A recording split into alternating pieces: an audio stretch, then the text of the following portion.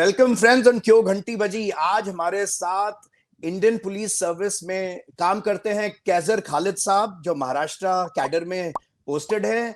और कैजर खालिद साहब is a poet, writer. बहुत सारी तारीफ है इनकी, क्यों अमरजीत भाई? बिल्कुल, आगे चलते उन सभी तारीफों से तारुफ करवाते हैं हाँ। जनाब कैसर खालिद साहब का।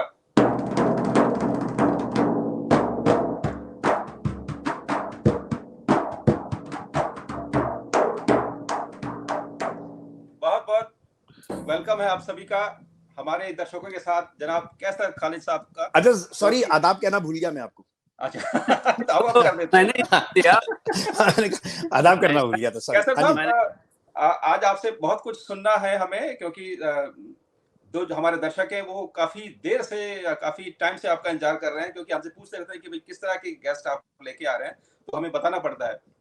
तो उनकी जो इंतजार है उसका खात्मा करते हुए आप हमारे यहाँ हाजिर हैं। आपका बहुत बहुत शुक्रिया। मैं ये यूं कहूंगा कि रस में दुनिया भी है, तो वो दुनिया को मैं हटा के जरा कहूंगा कि रस में क्यों घंटी बजी है, मौका भी है, और जनाब कैसर खालिद साहब भी है। खालिद साहब भी है। शोर असर से कुछ शुरुआत की जाए जनाब। सो कुछ क्यों घंटी पे कुछ घंटी बजाइए सर आज।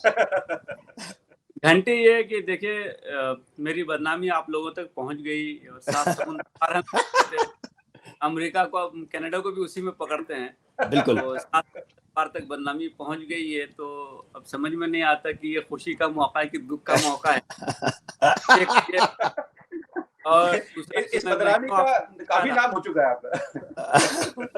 वही मैं महीनों आपसे बचता रहा, लेकिन मैं आपकी पकड़ से बाहर नहीं जा सका। नहीं, तो अब की दूसरी बात यह कि आज मैं आपके दस्तरस में हूँ, आपकी गिरफ्त में हूँ। बहुत खूब। एक बार आपको थोड़ा सा टोकते हुए मैं ये कहूंगा कि तकलीफ ये नहीं कि तुम्हें अजीज कोई और है, तकलीफ ये नहीं कि तुम्हें अजीज कोई और है, दर्द तब हुआ जब हम इग्नोर किए गए। वाह भाई वाह अमरजीत, ये तो तबला आरजे शायर। हाँ खालिद साहब। हाँ, तो मेरा पैगाम भी यही है, और मैं समझता हूँ कि शायरी जो मैं करता हूँ उसके पीछे जो बेसिक आप इंस्टिंक्ट कहिए, वो फिल्म वो बेसिक इंस्टिंक्ट नहीं, हाँ, जो हमारी इंस्टिंक्ट है, वो ये कि बल्कि मैं कता पढ़ देता हूँ ताकि वो जी बहुत खूब। इरशाद कि छुप के सीने में एक आग सी तो रहे, छुप के सीने में एक आग सी तो रहे, जहाँ में कहीं रोशनी तो रहे, दिल के शहर में रोशनी तो रहे। यह है दौरे हवस, लेकिन ऐसा भी क्या, माना कि this is an age of desires and greed. यह है दौरे हवस, लेकिन ऐसा भी क्या, आदमी कम से कम आदमी तो रहे। बहुत खूब, वेरी नाइस। आदमी कम से कम आदमी तो कैजर साहब, आजकल जो माहौल है बड़ा गर्म चलता है। हम देखते हैं कि लोग एक दूसरे से नफरत करते हैं, झगड़ा कर लेते हैं। तो आपका मोहब्बत का क्या पैगाम रहेगा?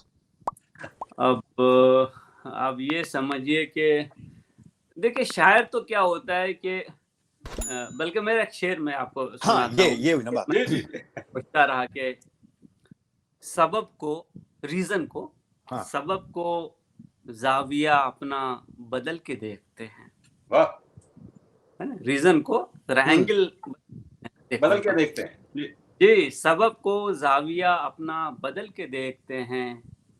है मुबहम गुफ्तगू, बाकी से कुछ पता नहीं चल रहा है मुबहम गुफ्तगू, कज़िये को चल के देखते हैं। डिस्प्यूट क्या है ना, जाके देखते हैं। बहुत खूब।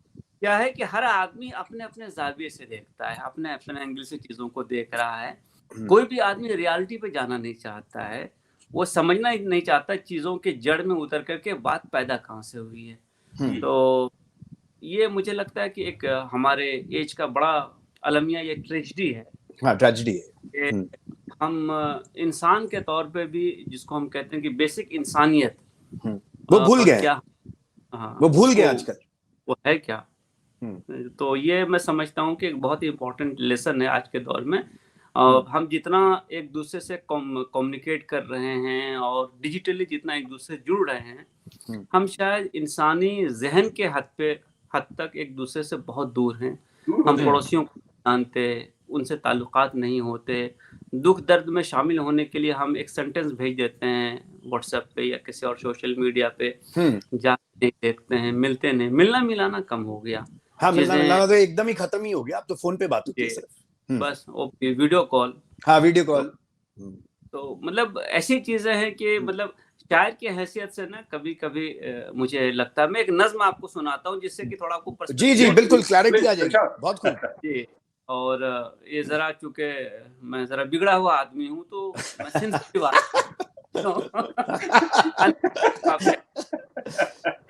आजकल आपके बिगड़े आदमियों की काफी जरूरत है जनाब। आजकल वही चाहिए सर। हमने शरीफों के बाजार में तो देख ही लिया क्या हो रहा है। जी। अब आप देखें कि फिर क्यों इतना सूनापन है इस जीवन में, फिर क्यों इतना सूना है इस जीवन में, घोर निराशा में तन्हा लेटा रहता हूँ, ये लिपटा रहता हूँ। घोर निराशा में तन्हा लिपटा रहता हूँ, हरदम रिसने वाले जख्मों को सहता हूँ। बहुत खूब। हरदम रिसने वाले जख्मों को सहता हूँ, रिश्तों की हरियाली खेती में अक्सर कांटे बोए जाते हैं। वाह। रिश्तों की हरियाली खेती में अक्सर कांटे बोए जाते हैं। नफरत की फसलों को काटा जाता है, नफरत की फसलों को काटा जाता है। अब मेरा रिलेशन क्या इससे, वो देखिए जी। हाँ। नफरत की फसलों को काटा जाता है, वो फसलें मेरे गोदामों में लाकर, वो फसलें मेरे गोदामों में लाकर, वो फसलें मेरे गोदामों में तुम लाकर रखते जाते हो, वो फसलें मेरे गोदामों में तुम लाकर रखते जाते हो। मुझसे उनकी रखवाली करवाकर, मुझसे उनकी रखवाली करवाकर तुम उन पर अपना जीवन जीते हो, तुम उन पर अपना जीवन जीते हो। और इस खेल का मैं भी हिस्सा हूँ, और इस खेल का मैं भी हिस्सा हूँ। जी, हिस्सा बांटें और फिर से फसलें बोएं। बहुत खूब। हिस्सा बांटें और फिर से फसलें बोएं। हाँ, आगे जाना है हमको हर पल, आगे जाना है हमको हर पल।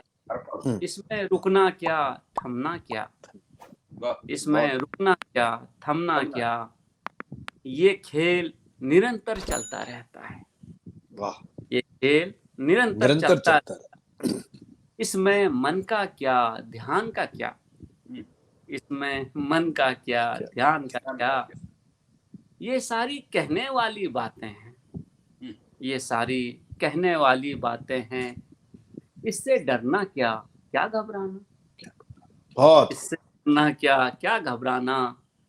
जीवन है तो पाप भी होगा, जीवन है तो पाप भी होगा, पाप भी होगा। भगवान हमसे खुश है तभी तो, अब ख्याल देखिए कि भगवान हमसे खुश है तभी तो सब कुछ होकर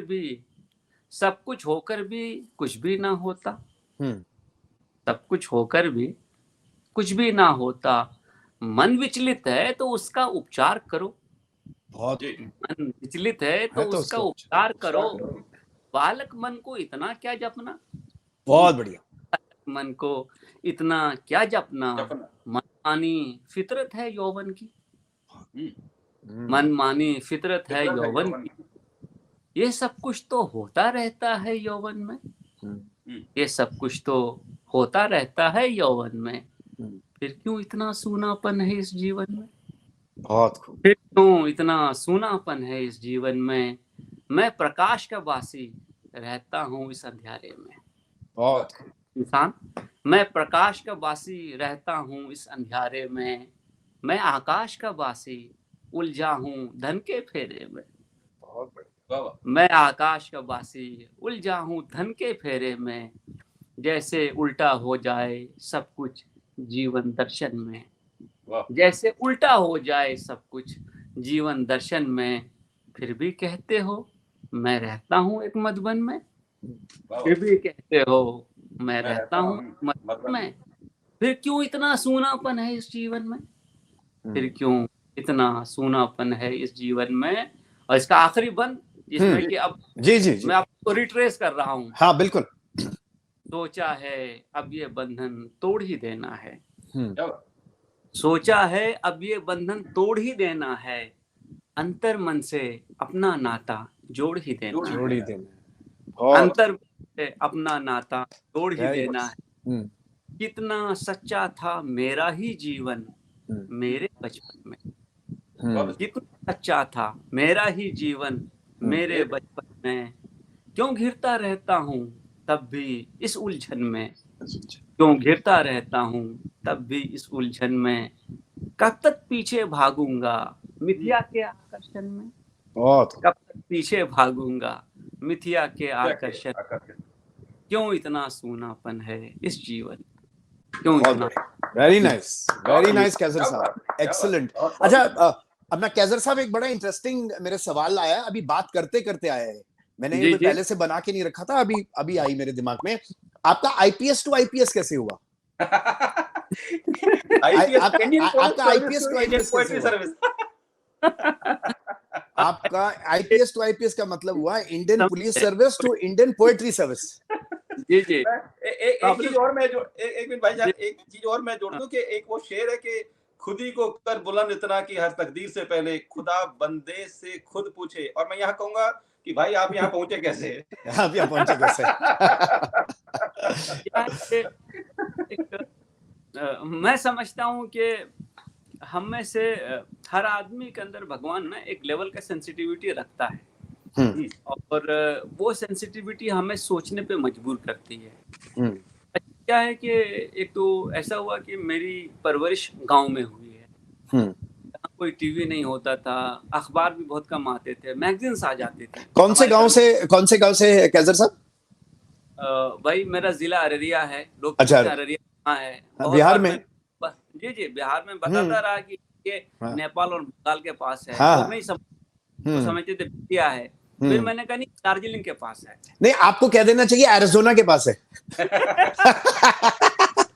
अररिया इज इन एरिज़ोना। वही कहते थे जमाने में कि काला पानी है। अब दार्जिलिंग की वजह से आदमी ना बेइज्जत नहीं होना चाहता कि दार्जिलिंग चलो ठीक है, हिल स्टेशन है, चाय के बागान। We share the same airport, Bagdogra. वहाँ से 3 घंटा दार्जिलिंग और 2.5 घंटा अररिया। बहुत खूब। So अररिया में था और मैं गांव में था, और हमारी खेती बाड़ी जमींदारी थी, तो पढ़ने पढ़ाने का लोगों को शौक था, घर में मैगजीन्स आती थी। करेक्ट। अब कि मैं जरा बिगड़ा हुआ आदमी बचपन से था, तो मैं वो मैगजीन्स पढ़ लेता था। उस टाइम कंपटीशन सक्सेस रिव्यू आती होगी? नहीं भाई, मैं तो फिल्मी मैगजीन पढ़ता था। मैं सोच रहा आप उसकी जब यूपी सीएस, अरे फिल्मी मैं पढ़ाई की बात कर रहा हूँ, आप बॉलीवुड पे पहुंच गए। घर में आती थी, क्यों ना कोई लेके आता था, तो लिटरेचर की कुछ हो गया, कोई नॉवेल हो गई एंड ऑल दैट। तो होता क्या है कि अब चूंकि आपके पास कोई विजुअलाइजेशन का मीडियम नहीं है, आपके पास किताब और किताब पढ़ रहे हैं, कहानी पढ़ रहे हैं, तो आपका दिमाग अपने आप वो विजुअलाइजेशन क्रिएट करता है। You start visualising. करेक्ट। मुझे क्या हुआ कि फिर एक उर्दू के बहुत बड़े राइटर हुए इब्ने सफी, जो जासूसी नावल लिखते थे। जब मेरे वालिद साहब को बड़ा शौक था इब्ने सफी पढ़ने का, और लिखते बहुत अच्छा इब्ने सफी। तो अब इब्ने सफी की मैं जासूसी नावल पढ़ रहा हूँ, 4वीं क्लास, 5वीं क्लास, छठी क्लास, ऐसा। आप सोचते हैं बच्चे का मन क्या होता है। हाँ, बिल्कुल। वो सिचुएशन विजुअलाइज करता है कि कैसा हो रहा होगा, कन्फ्लिक्ट कैसा हो रहा है, चेजिंग कैसे हो रही है, क्राइम कैसे हुआ होगा, लोग क्या कर रहे होंगे। तो it developed a very vivid kind of imagination in me. और उस वजह से क्या होता है कि चीजें जो है ना, फिर यू स्टार्ट मतलब क्रिएटिविटी जो है ना, you started becoming Sherlock Holmes. Kind of I started imagining the things। आप समझिए कि मैं शायद 8वीं क्लास में होऊंगा, मुझे एक किताब मिल गई, चंबल के डाकू। चंबल के डाकू, जिस डाकुओं की आत्मकथा थी, उसमें क्या कथा थी, और जो पुलिस इनकाउंटर में मरे, उनके डेड बॉडी वगैरह। यकीन माने एक हफ्ते तक तो मुझे लगता था डाकू मेरे आसपास ही घूम रहा है। आपके जहन में स्क्रीन प्ले चल रहा था, मतलब वो थोड़ा हो गया था मुझे कि वो चीजें रहते थे। अब क्या हुआ कि फिर तो जिंदगी ने बड़े दुख दिए और बड़ी स्ट्रगल्स करवाई, और बहुत ठोकरें लगी, और गिर के संभलना पड़ा, हालात बदल गए, और पोस्ट 92 जरा मुश्किल भी हो गई, हमारे प्रॉब्लम हो गई। तो उन वजूहात के बिना पे क्या हो जाता है कि जिसको आप गमे रोजगार कहते हैं, गमे रोजगार ने जरा कस के मुझे पकड़ लिया। तो मैं फिर नौकरी के चक्कर में लग गया। लेकिन कैसे फरागत होती है ना, थोड़ा सा आप फ्री हो जाते हैं और फिर आप सिलसिला शुरू करते हैं पढ़ने लिखने का। और पुलिस में मेरे साथ जो मैं अपने आप को खुशनसीब भी समझूंगा कि मुझे इतने लोगों से मिलने का मौका हुआ, लोग दुख दर्द अपना लेके आते थे and I was freely accessible to people. I am still, मैं लोग लगता हूँ तो उनका दर्द सुनता हूँ, कोशिश करता हूँ उनकी मदद कर दूं। लेकिन रिस्पॉन्स के 2 लेवल्स होते हैं। एक लेवल तो ये है कि जिसमें आप किसी की मदद कर देते हैं, उसके साथ कुछ इनजस्टिस हुआ है। दूसरे लेवल पे आप ये सोचते हैं, और मेरे जैसा नालायक आदमी ये सोचता है कि ऐसा हुआ, मतलब इंसानी रिश्ते टूट क्यों रहे हैं। और रिश्तों की जब परतें खुलती हैं और इंसान का असली चेहरा आप देखने लगते हैं, तो बहुत सारी चीज़ों को रिविजिट करना पड़ता है। आपके अपने वैल्यू सिस्टम को, आपके अपनी अंडरस्टैंडिंग को, सोसाइटी के को देखने के नज़रिए को, सारी चीज़ें रिविजिट करनी पड़ती हैं। And believe me and trust me कि जब आप इस रिविजिट के प्रोसेस में जाते हैं तो फिर अल्लाह कुछ ना कुछ ख्याल आपके जहन में डाल देता है। जरूर मैंने आपको नज्म सुनाई है। अब ये नज्म मैंने, आप समझ रहे हैं ना, इसमें मायूसी की एक फजा है कि करेक्ट, थोड़ी सी निराशा की बात है, हाँ। लेकिन अगर आप देखिए कि जब हम सब तन्हा होते हैं और हम गौर करते हैं, हम सब, आप माइग्रेंट और मैं अपने घर से 2000 किलोमीटर दूरी पे, मेरे माँ बाप कहीं, मेरे जो पुराने रिश्तेदार थे खून वाले वो कहीं, और जब आप सक्सेसफुल भी हो जाते हैं तो बहुत सारे लोग अपने कामों की वजह से आपसे जुड़ते हैं। वो ये बहुत बीमारी है। सब एक बार सक्सेसफुल हो गए तो फिर सिर्फ काम से जुड़ते हैं। वही तो, और वो नाकामयाबी के दिन कोई फिर याद नहीं रखना चाहता। बहुत कम लोग होते जो आपके पीछे हर वक्त खड़े रहते। तो जब आप कभी रिफ्लेक्ट करते हैं इन सिचुएशंस पे, तो फिर आप देखते हैं कि सूनापन तो है। बिल्कुल, बहुत खूब, बिल्कुल, बहुत बढ़िया। आपने तो पूरे ओशो की तरह बात कर दी पूरी। वैसे ओशो अमरजीत के फेवरेट है ओशो। तो अब जैसे, अब एक शेर आपको सुनाता हूँ। जी जनाब। जब अब क्यों ऐसी चीजें हो जाती हैं, अब ये देखिए कि फिक्र से कुछ राहत दे अब तो, फिक्र से कुछ राहत दे अब तो, कुछ तन आसानी दे मौला। वाह। फिक्र से कुछ राहत दे अब तो, कुछ तन आसानी दे मौला। भुगतूं फिर भी सब्र करूं, इतनी नादानी दे मौला। ब्यूटीफुल। सब्र करूं, इतनी नादानी दे मौला।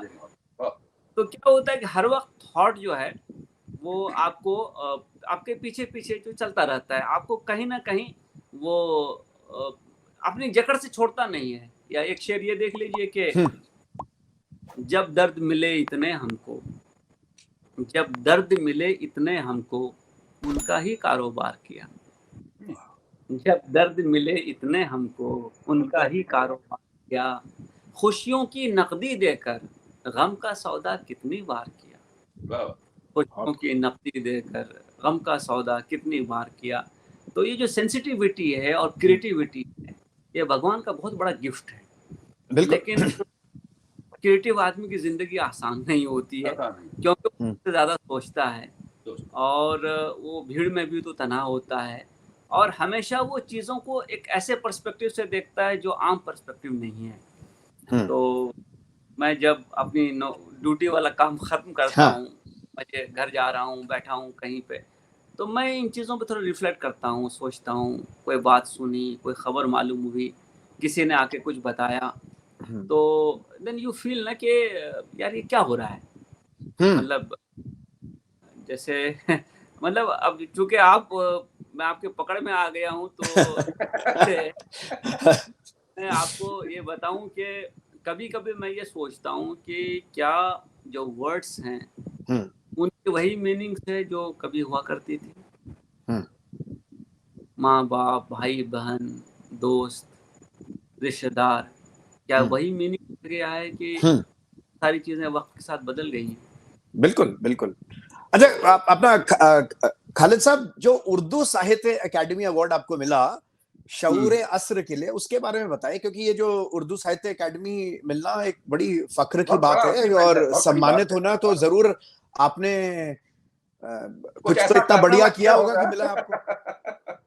नहीं, ये तो बिगाड़ को दिखाता है कि आपकी सतह बिगड़े हुए हैं। अच्छा।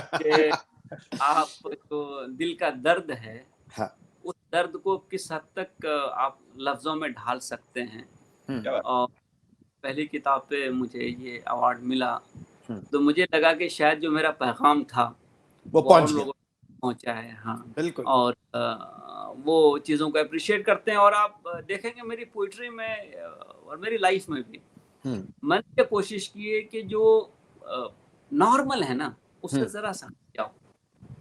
जो नॉर्मल है तो सब उस रास्ते पे तो सभी चल रहा है। मैं भी किसी को खूबसूरत कहूँ, तुम्हारे होठ ऐसे, तुम्हारे कान ऐसे, हाँ।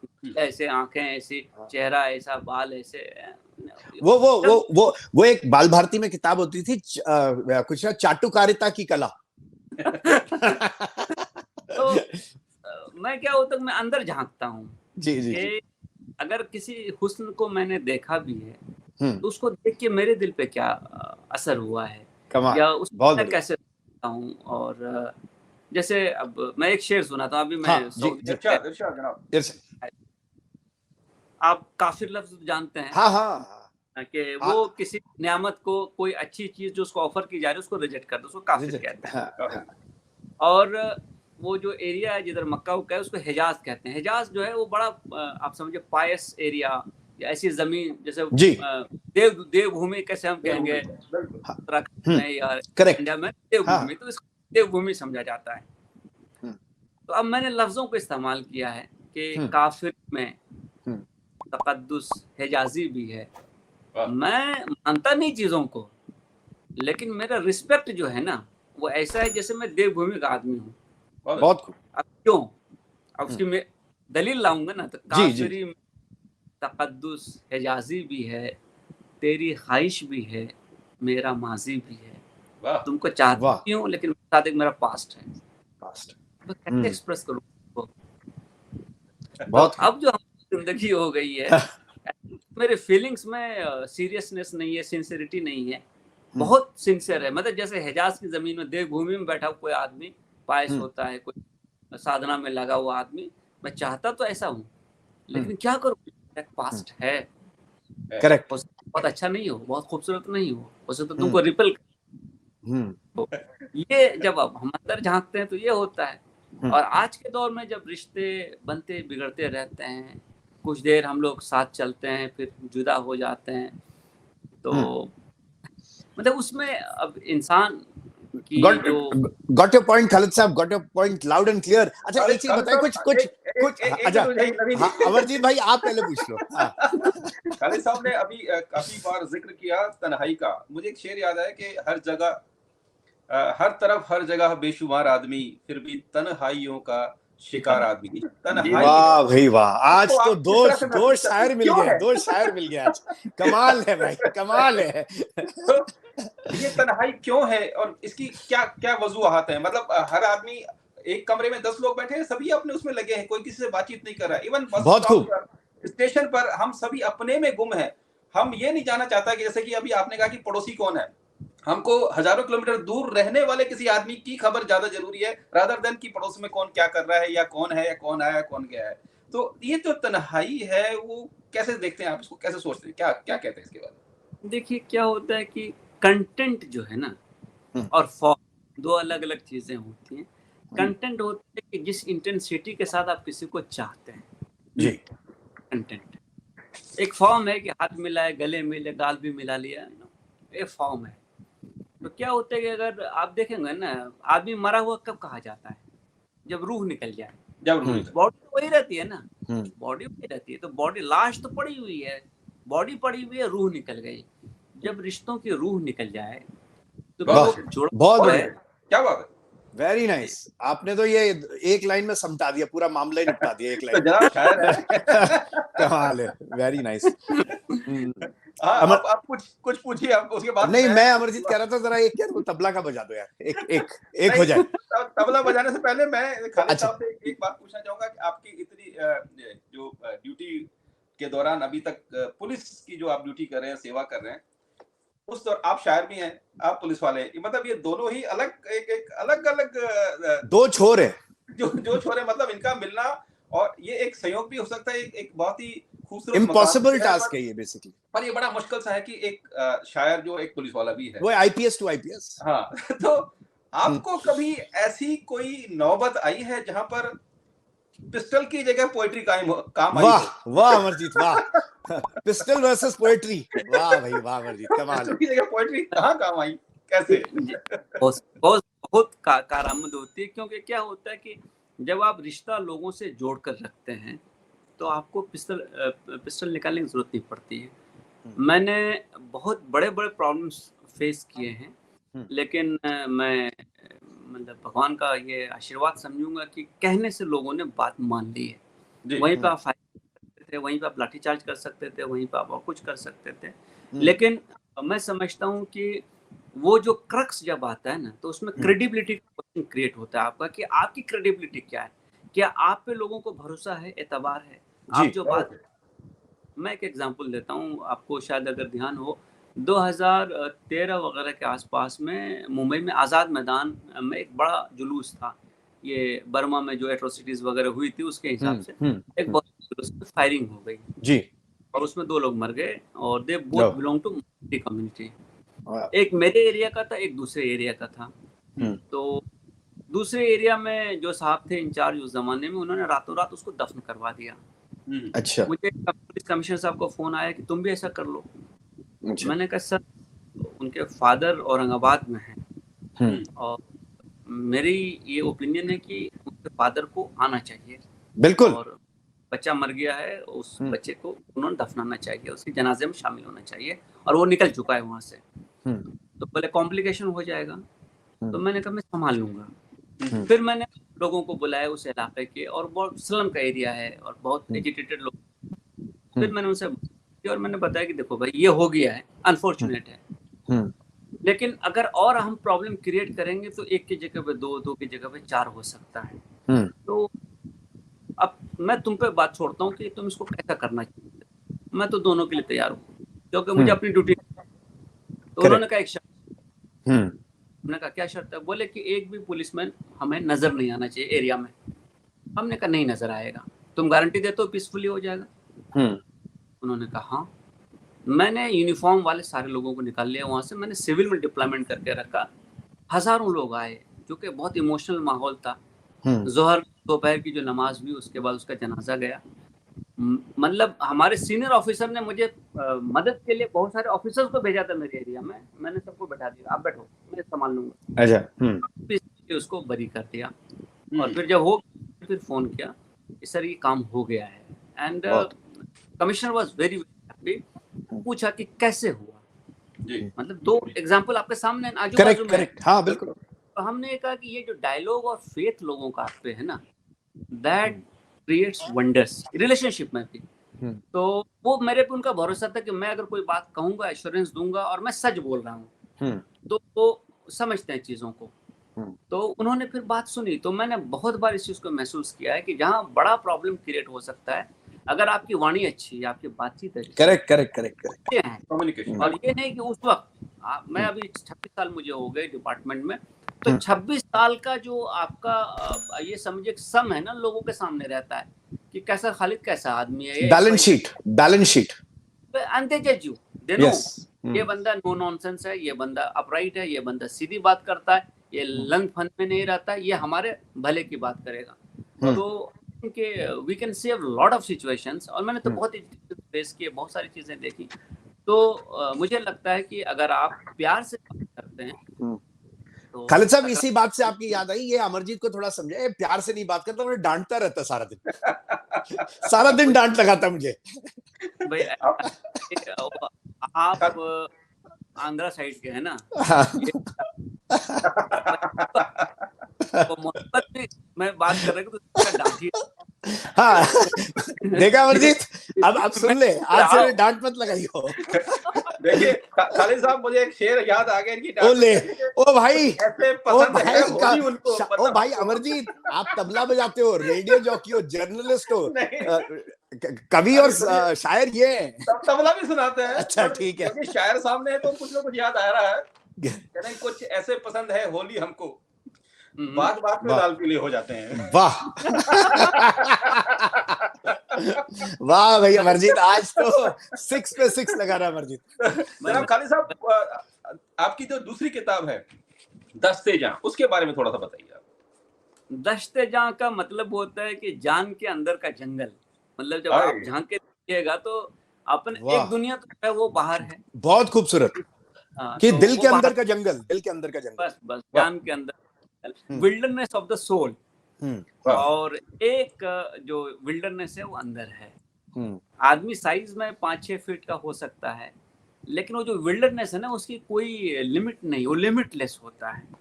अभी कल यहाँ एक बहुत बड़े आर्ट डायरेक्टर ने सुसाइड कर लिया है, मुंबई में बहुत सक्सेसफुल था, उनका खुद का अपना स्टूडियो था और वो मशहूर थे गणपति के पंडाल वगैरह के डेकोरेशन के लिए। He was kind of iconic person. अच्छा।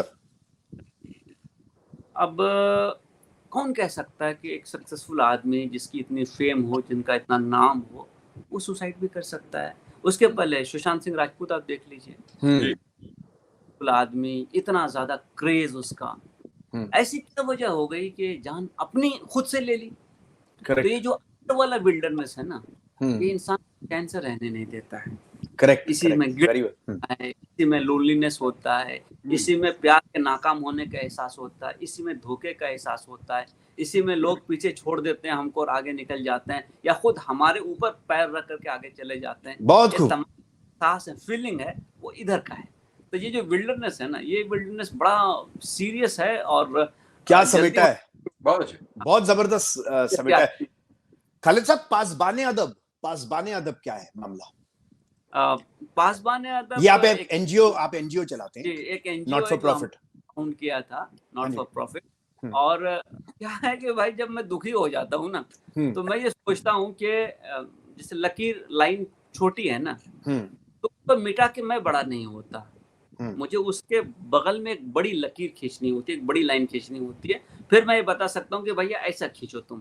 जी। अब क्या है कि अब चूंकि मैं मिलने मिलाने वाला थोड़ा मिलनसार किस्म का आदमी हूँ, मैंने पहले बताया ना मैं बिगड़ा हुआ हूँ, तो क्या प्रोग्राम फंक्शंस में जाते रहता था। अब उसमें जो कविताएं पढ़ी जाती थी, उसमें जो कल्चर प्रेजेंट किया जाता था, उसको देख करके मतलब बड़ा दुख होता था मुझे कि हम कहाँ पहुंच गए, हम किताब में क्या पढ़ के आए और सामने क्या नंगा नाच चल रहा है। बहुत खूब, तो बहुत खूब। अब मैं तो अमरजीत नहीं हूँ कि डांट डपट करूं लोगों को। हाँ बताओ। हाँ, ये था। अरे एंग्री यंग मैन बना दिया आपने तो अमरजीत और काका बोलते एंग्री यंग मैन बन गया। मैं पुलिस वाले का बेटा हूँ मैं भी। हाँ, कमाल है भाई। अच्छा तो मतलब आप दोनों मिलके मुझे पीटोगे आप लोग? वाह भाई वाह। आपको तो मैं डांट सकता नहीं, आप वैसे भी राष्ट्रपति साहब के पोते हो। नहीं यार, रहने दे। तो हाँ। हम लोगों ने ये सोचा कि भाई हम ये नहीं कह सकते तुम खराब कर रहे हो, तुम गलत कर रहे हो, मुझे ये क्या करना चाहिए। तो हम लोगों ने ये एनजीओ बनाया जिसके थ्रू हम भारतीय, और हमारा प्रॉब्लम क्या है इंडिया में कि हमारे घरों से हमारी अपनी लैंग्वेजेस निकलती जा रही हैं।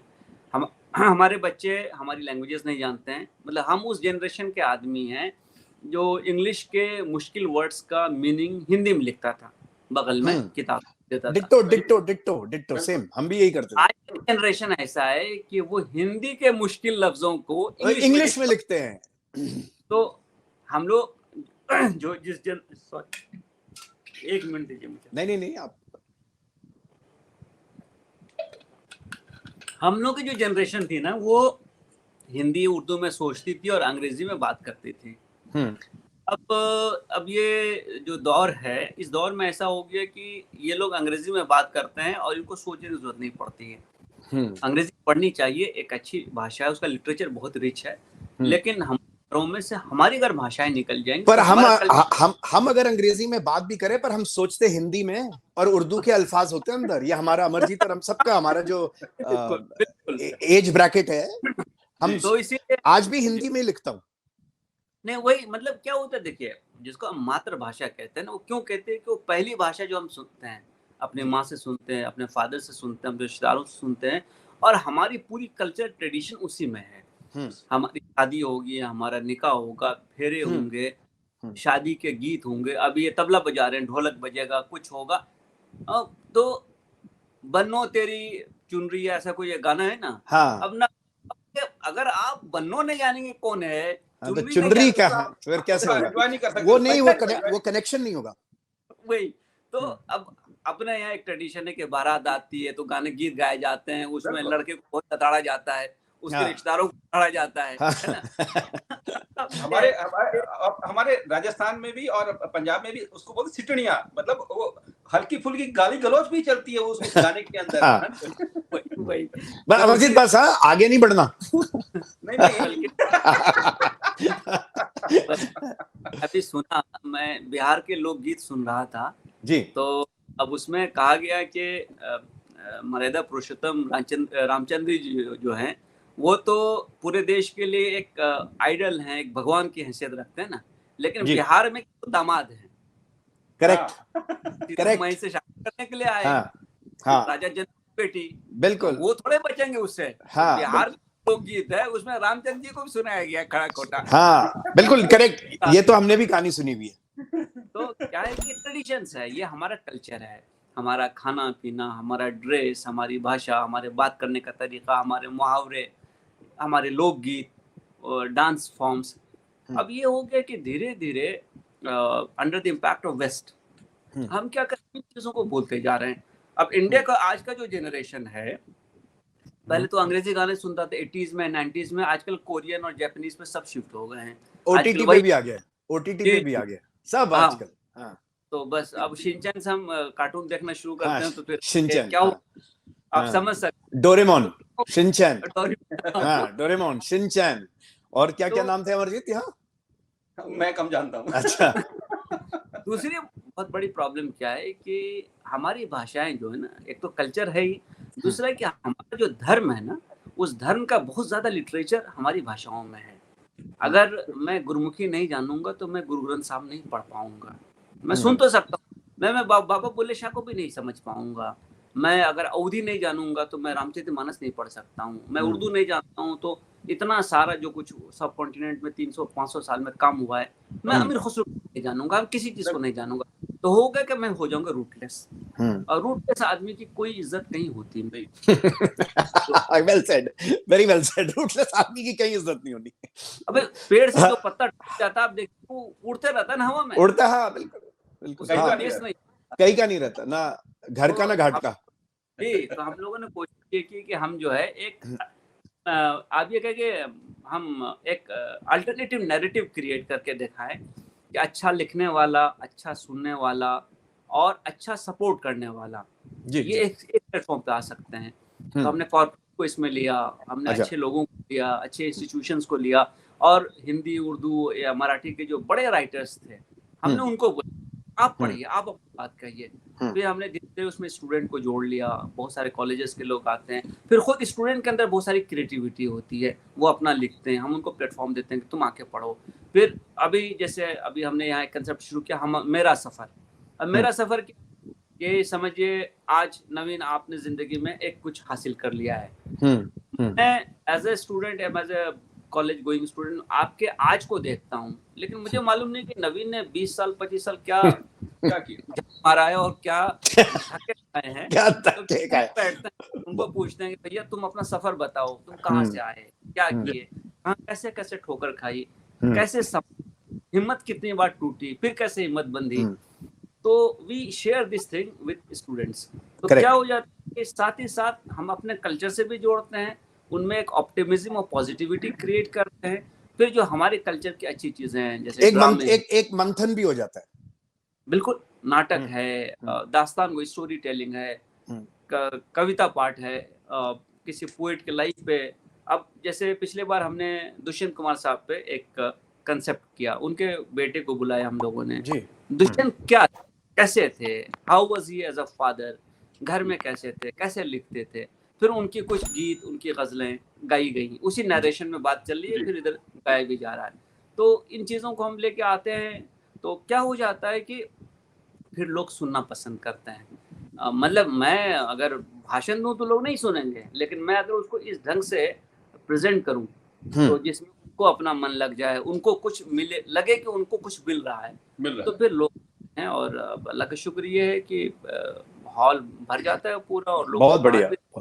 अच्छा कैजर साहब, बहुत बढ़िया लगा सुन के। ये कुछ खूबसूरत चीज सुना दीजिए जिससे मन खुश हो जाए, something happy happy happy. Happy अब हैप्पी का टाइम है, हैप्पी आवर्स। चलिए, दरअसल ये है कि मैं आपको कुछ चीजें सुना देता हूँ जी। क्यों अमरजीत, हैप्पी आवर्स सही रहेगा ना? Everyone is happy. Happy ending and happy hours. या happy ending, it's always good, always good. अब ये देखिए, मैं ये आपको सुनाता हूँ। मतलब बेसिकली मेरी पोएट्री में रियलिज्म आपको बहुत मिलेगी। करेक्ट। तो अब शायद आपको अपना कुछ लगे कि कुछ आइडेंटिफाई आप लोग भी करें कि अब के ये मसला भी रहा है बहार में, मसला प्रॉब्लम, अब के ये मसला भी रहा बहार में, अच्छा कटा है वक्त तेरे इंतजार में। वाह। अच्छा है वक्त तेरे इंतजार में। दुखती रग। ऐसा अच्छा कटा तेरे इंतजार में। दुनिया तो इतनी रंगीन है कि आदमी इधर उधर देख ही लेता है। बिल्कुल। ऐसा नहीं कि हम ही तुझे भूलते रहे, ऐसा वाह। नहीं कि हम तुझे भूलते रहे, दिल था कि डगमगाता रहा इंतजार में। बहुत खूब। दिल था कि डगमगाता रहा इंतजार में। और ये जो इश्क के कामयाब होने की शर्त है कि अहद में भी इश्क की शर्तें अजीब हैं। इस पीरियड में भी, इस अहद में भी इश्क की शर्तें अजीब हैं। कुछ पास रोजगार भी हो इख्तियार में, कुछ एम्प्लॉयमेंट। कमाल है, कमाल। हाँ, कि कुछ काम भी कर लो भाई। तो और तुझको है एतबार न मुझको है एतबार, ना तुझको है एतबार ना मुझको। तुझको है एतबार न मुझको है एतबार, रिश्ता निभा रहे हैं यूं ही इख्तिसार में। इन ब्रीफ हमारा रिश्ता, इन ब्रीफ, को किसी पे ट्रस्ट ही नहीं है। तो ये चलिए, आप अगर कुछ हैप्पी सुनना चाहते हैं तो होता क्या है, ये हमारा प्रॉब्लम क्या है कि मेरी पोइट्री में जैसे कोई आपको फोड़ा हो जाता है ना, कोई एब्सेस हो जाता है तो बहुत दुखता है। करेक्ट। तो उसमें आप करेक्ट। डॉक्टर एक तो वो पस निकल जाता है तो फिर आपको अच्छा लगता है। मेरा प्रॉब्लम मैं कैसे देखता हूँ। ये तो डॉक्टरी कर दिया आपने शायरी में। डॉक्टर ले आए, पस भी ले आए, फोड़ा और एब्सेस। कमाल। और अब राहत भी देंगे। अब राहत भी दे रहे हैं आप। अब देखिए कि उस माहरू चांद जैसा चेहरा वाला, उस माहरू में यूं तो कोई भी कमी नहीं, उस माहरू में यूं तो कोई भी कमी नहीं, बस एक वफा ही है जो कभी उसने की नहीं। बहुत खूब, मजा आ गया। लगाया 6 मारा अब लास्ट बॉल पे 6। एक वफा ही है भी उसने की नहीं। और शेर देखिए कि तकसीम कर गया वो बिछड़ते हुए मुझे डिवाइड कर गया, वो जा रहा था। मुझे आधा काट दिया उसने, तकसीम कर गया वो बिछड़ते हुए मुझे। ये जिंदगी भी पूरी तरह अब मेरी नहीं, ये जिंदगी भी पूरी तरह मेरी नहीं। और इस बार उसका मिलके बिछड़ना भी था, इस बार उसका मिलके बिछड़ना भी था अजब। आंखों में एक झिझक सी थी कोई नमी नहीं। बहुत वेरी नाइस। आंखों में एक झिझक सी थी कोई नमी नहीं। तो अब ये है कि अब देखिए कि किस नाम से बुलाऊं, तजब्जुब यही रहा, तजब्जुब कंफ्यूजन। किस नाम से बुलाऊं तजब्जुब यही रहा, उसको बिछड़ते वक्त यूं आवाज दी नहीं। बहुत नाम बुलाऊं तजब्जुब यही रहा, उसको बिछड़ते वक्त यूं आवाज दी नहीं। तो मतलब आप देख रहे हैं ना कि ये सिचुएशन ऐसा जो मैंने आपको बताया ना कि हैप्पी एंडिंग,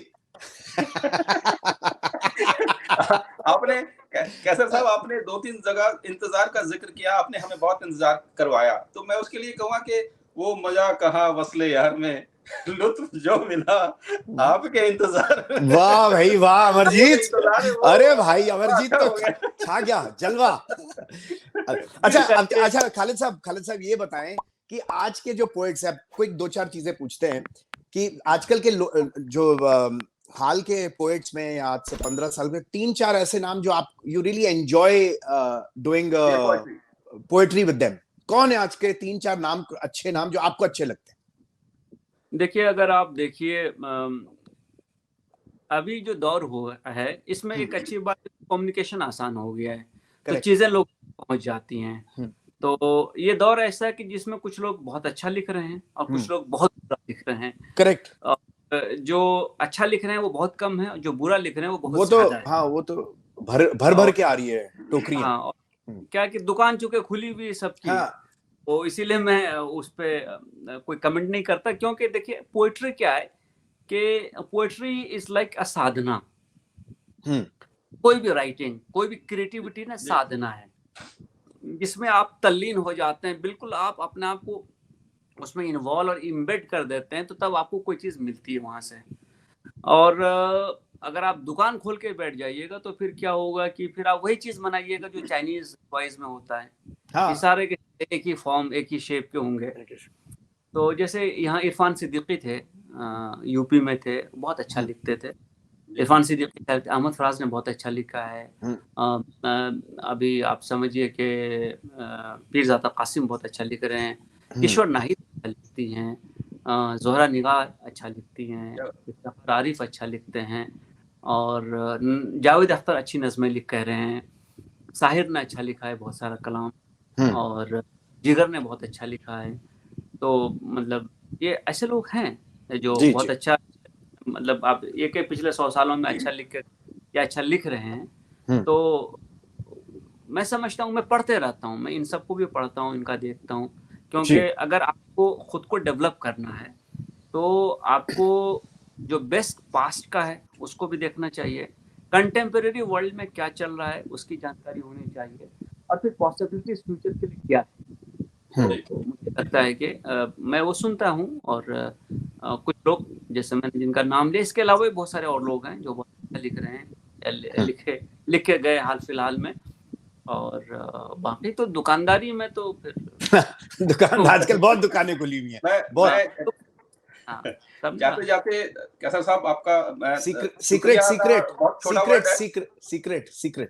सीक्रेट तो सारे सुना दी भाई ने। नहीं, आप पूछते हो ना इसलिए। मैं तो इतनी बात कहना चाहूंगा कि आपकी जो दिल से की हुई बातें, उनका हम बिल तो नहीं अदा कर सकते, पर शुक्रिया जरूर अदा कर सकते हैं। क्या बात है भाई, आज तो अमरजीत फुल फॉर्म में। और हम दोनों भाई और हमारी जो एंटायर टीम है हमारे क्यों घंटी बजे की, ये दुआ करते हैं कि आपकी जैसी बारीक सोच और जहनियत और अच्छे ख्यालों वाला आदमी, एक काम करने वाला, हिंदुस्तान की, इंडिया की इस जो आईपीएस की जो आप सेवा कर रहे हैं, न सिर्फ इसी पुलिस डिपार्टमेंट में, हर जगह आप जैसे जहनीत वाले अगर आदमी काम करे तो शायद हमारा हिंदुस्तान फिर से सोने की चिड़िया बन सकता है, और मतलब जो हम बाकियों से ऊपर थे और ऊपर आ सकता है। बहुत बहुत शुक्रिया जनाब कैसर खालिद साहब आपका। मैं नवीन भाई कुछ कह रहे हैं, मैं जरा उनकी तरफ हो जाता हूँ, नहीं तो मुझे मारेंगे नहीं तो अमरजीत हो जाए कुछ यार। ओके। हाँ।